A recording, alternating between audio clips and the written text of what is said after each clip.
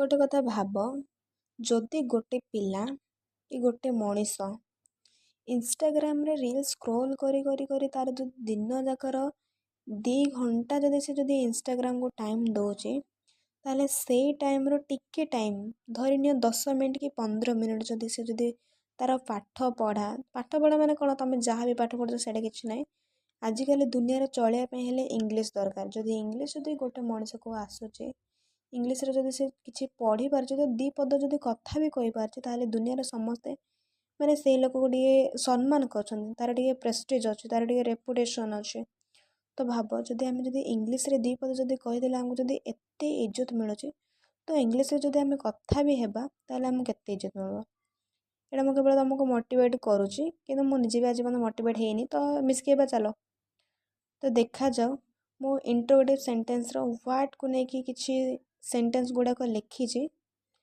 ତ ସେଣ୍ଟେନ୍ସ ମୁଁ କହିଦେଉଛି, ତ ସମସ୍ତେ ମୋ ସହିତ ସମାନରେ ସେଣ୍ଟେନ୍ସ ଗୁଡ଼ାକ ନା ପ୍ରନାଉନ୍ସ କରିବ ହେଲା। ଚାଲ ଷ୍ଟାର୍ଟ କରିବା। ମାନେ ମୋ ବ୍ୟାକ୍ଗ୍ରାଉଣ୍ଡ ଦେଖି ଜାଣିପାରୁଥିବ ମୁଁ କେଉଁ ଟାଇପ୍ର ଭିଡ଼ିଓ ବନେଇଛି, ମୋର କେଉଁ ଟାଇପ୍ର କ୍ୟାମେରା ଅଛି। କିଛି ନାହିଁ, ହାତରେ ମୋବାଇଲ୍ ଧରିଛି, ମୋର ମୋବାଇଲ୍ ଭିଭୋ Y21। ଆଉ ବାସ୍ ହାତରେ ହିଁ ଧରିଛି, ମୋର କିଛି ଷ୍ଟାଣ୍ଡ ବଗେରା କିଛି ନାହିଁ। ଏବେ ଷ୍ଟାର୍ଟ କରୁଛି ନୂଆ ୟୁଟ୍ୟୁବ୍। ତ ଯଦି ଭଲ ହେବ, ସପୋର୍ଟ କଲେ ବହୁତ ଭଲ ହେବ। ଆଉ ମୁଁ କିଛି ନାହିଁ, ମୁଁ ବି ଟିକେ ଟିକେ ଶିଖିବାକୁ ଚାହୁଁଛି, ତମମାନଙ୍କୁ ବି ଟିକେ ଟିକେ ଶିଖେଇବାକୁ ଚାହୁଁଛି। ଆଉ ଷ୍ଟାର୍ଟ କରିବା ଆଜି।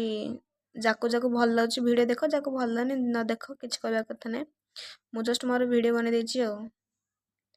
ତ ଫାଷ୍ଟ କ'ଣ ଅଛି, ହ୍ୱାଟ୍ ଇଜ୍ ଦିସ୍?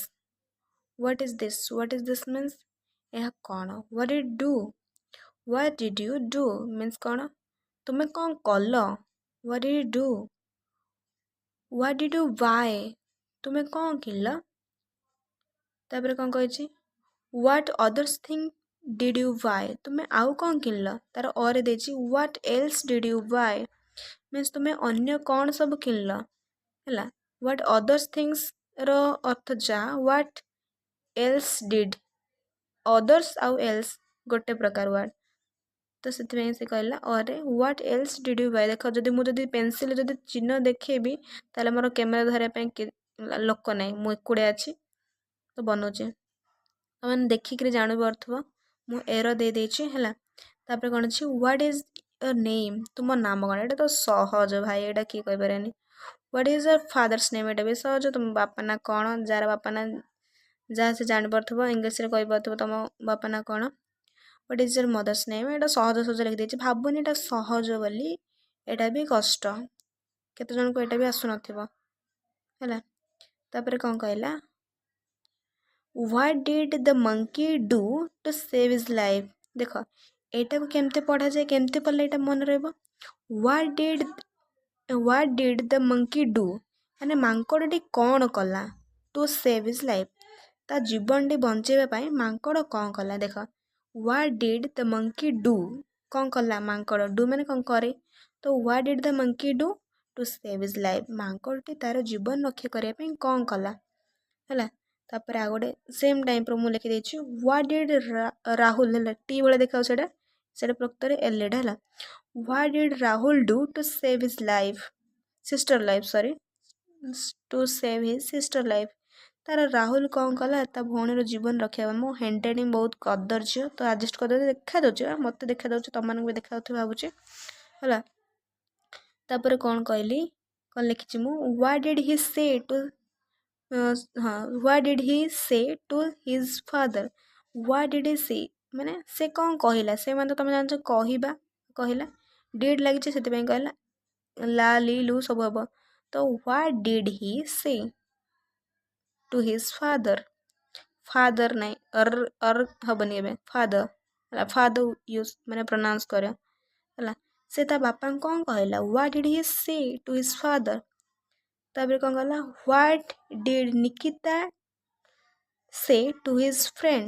ସେ ସେମ୍ ସେଣ୍ଟେନ୍ସଟା, ମୁଁ ଖାଲି ଏଇଟା ସେଠି ତା ବାପାଙ୍କୁ କହିଛି, ଏଠି ମୁଁ ତାର ଫ୍ରେଣ୍ଡ। ତ ସେଣ୍ଟେନ୍ସଟା ତୁମେ ବି ଏମିତି ମେକିଂ କରିପାରିବ, ମାନେ ବନେଇ ପାରିବ। ତ ସେଥିପାଇଁ ଲେଖିଛି, ହ୍ୱାଟ୍ ଡିଡ୍ ନିକିତା ସେ ଟୁ ହିଜ୍ ଫ୍ରେଣ୍ଡ ହେଲା। ନିକିତା ତା ବନ୍ଧୁଙ୍କୁ କ'ଣ କହିଲା ହେଲା। ସାଙ୍ଗମାନେ, ଏଇଟା ଥିଲା ଆଜିର କିଛି ଭିଡ଼ିଓ।